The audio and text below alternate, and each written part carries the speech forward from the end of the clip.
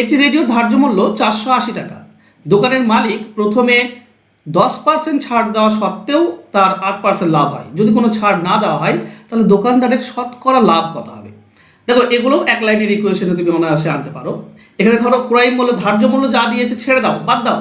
এখানে যেহেতু আমাকে শতকরাতে চেয়েছে, তাই না, শতকরা চেয়েছে, তো 100 ধরে কাজ করবে। ধরে নাও সে কিনেছে 100 টাকায়, মানে ক্রয় মূল্য 100, 8% লাভ করে, তার মানে বিক্রি করেছে 108-এ, তবে 8% লাভ।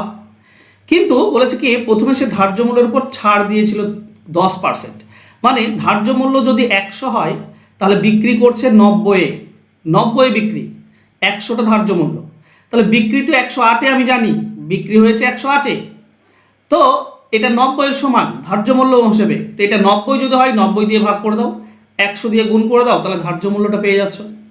চলো, শূন্য, একটা শূন্য কেটে দাও, 9 দিয়ে এটা কাটলে 12, তো 12 আর 10 তার মানে 120।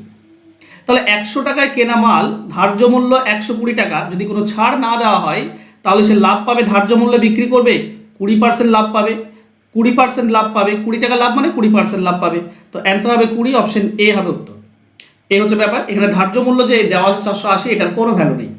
আশা করছি বুঝতে পেরেছো। যদি বুঝে থাকো তাহলে একটা লাইক করে দাও। ধন্যবাদ।